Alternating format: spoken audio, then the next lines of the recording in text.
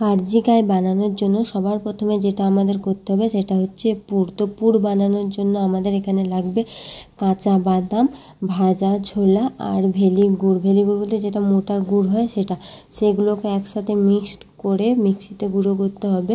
আমাদের কাছে মিক্সি ছিল না বলে আমি শিলনোড়ায় গুঁড়ো করছিলাম। তারপরে করতে হবে ময়দাটা ভালো করে মেখে কিছুক্ষণ ভিজতে দিতে হবে। ভিজে কিছুক্ষণ ভিজে গেলে সেটাকে ভালো করে আরও ঠাসিয়ে নিতে হবে। ঠাসানোর পর তারপরে তার মধ্যে কালার, যাতে পিঠেটায় কালার ভালো আসে তার জন্য কালারের জন্য একটু হলুদ দিয়ে ভালো করে সেটাকে মেখে নিতে হবে। ভালো করে মাখতে হবে, যাতে যতক্ষণ না হলুদটা ভালোভাবে ময়দাটার সাথে মিশে যাচ্ছে ততক্ষণভাবে মাখতে হবে।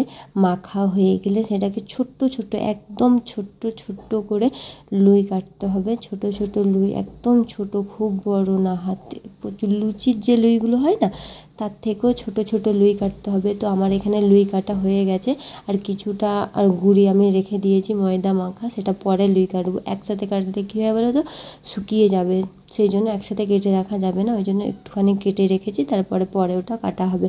আর এদিকে আমি যেহেতু জানি না এটা কীভাবে বানাতে হয়, সবটাই আমার যা আমাকে দেখিয়ে দিচ্ছিলো আর আমি দেখছিলাম। আর আমার যা এখানে দেখিয়ে দিচ্ছিল আমাকে কী রকম ছোটোভাবে জিনিসটা বেলতে হবে। তো এইভাবে ছোট আস্তে করে বেলে গোল করে বেলতে হবে। বেশি বড়ও না আর বেশি ছোটও না, মিডিয়াম সাইজের বেলতে হবে। লুচির থেকেও একটু ছোট বেলতে হবে।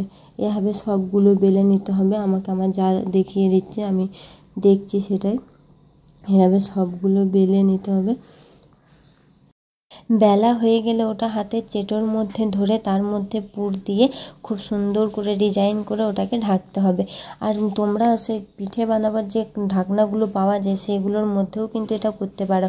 আমাদের কাছে ছিল না, যার জন্য আমাদেরকে হাতের সাহায্যেই করতে হচ্ছে, এবং হাতের সাহায্যে আমার যা খুব সুন্দর করে ডিজাইন করছে ওটার মধ্যে, যেটা দেখতে খুব সুন্দর লাগে ডিজাইন করলে, ওইভাবে আমরা হাতেই করছিলাম। তো আমাদের কাছে ছিল না বলে তোমাদের কাছে যদি থাকে বা তোমরা যদি পাও সেগুলো কিনতে, তোমরা কিনেও করতে পারো, কোনো ব্যাপার না, দুরকমভাবেই করা যায়। দেখো এটা আমাদের ডিজাইন করে বানানো হয়ে গেছে, দেখতে খুব সুন্দর লাগছে। এইভাবে হাতের সাহায্যে বানাতে পারো বা প্লাস্টিকের ওই কাপড়ের মধ্যেও বানাতে পারো। তারপরে গরম তেলে এটাকে ছেড়ে দিতে হবে।